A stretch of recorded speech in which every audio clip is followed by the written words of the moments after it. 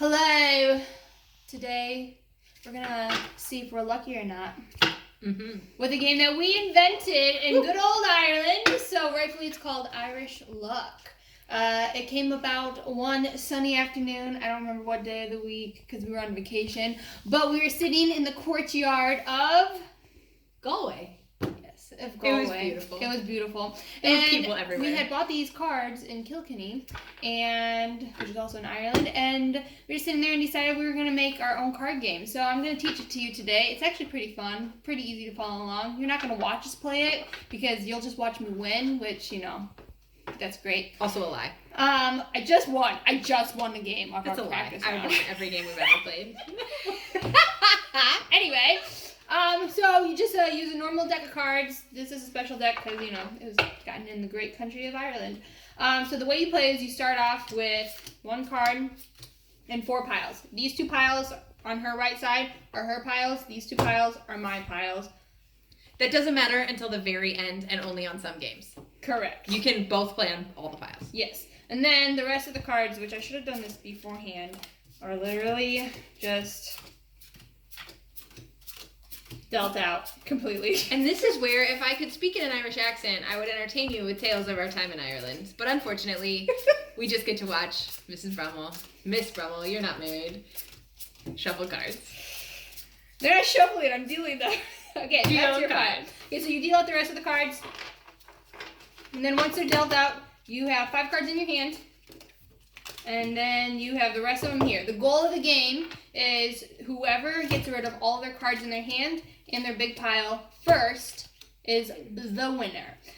So this is where the luck comes in. So I have 5 cards in my hand.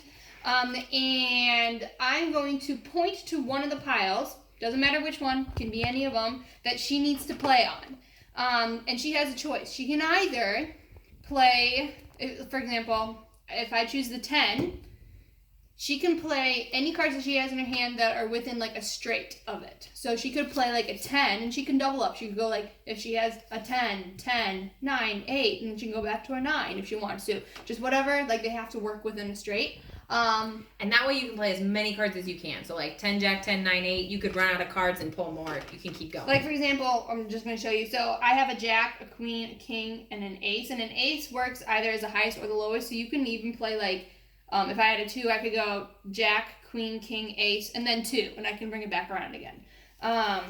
If you do not have like a bunch of cards that you can play, then you can play 1 card. Let's say I don't have any cards that would work in a straight form of this, but I do have a club. Sorry, this is a spade. This is a spade. Then I can play spade, even though it's not close in the correct number. So at least I can play 1. If I can't do any of that, then I just say I can't play, and then it goes to her. If I get rid of all 5 of my cards on a turn, which does happen sometimes, then I pick 5 more cards up and I just keep going and see how far I can keep going on the same pile. If I can't keep going, then I can't keep going. When the end of my turn is done, so go ahead and do your turn. So I pick this one. All right, and I will just play my 4 of spades because I don't have a straight. Okay, so then she's going to pick one up in her hand, so she always has 5 in her hand. And then she does the same for me. And I'll pick this one. Okay, so she picks Queen. So I'm going to go Queen.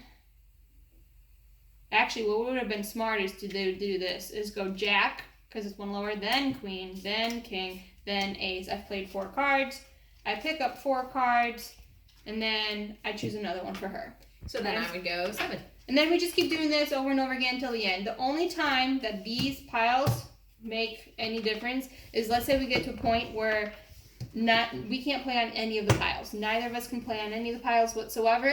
At that point in the game, doesn't matter how many cards you have left, the game is done. I take my piles, she takes her piles, and you count how many clubs, because Irish, how many clubs you have, and whoever has the most clubs in their 2 piles is the winner. It's just luck of the draw. I currently have no clubs, so. And I have 2 clubs, so I win she would again. technically be the winner. Again. I really did lose the first game. Anyway, so that is the basics of Irish Luck. It is copyrighted by myself and Jen Shelton. Copyright. So, anyway, enjoy. Play with your family. And if you have questions, leave them in the comments, and I'll try to answer them.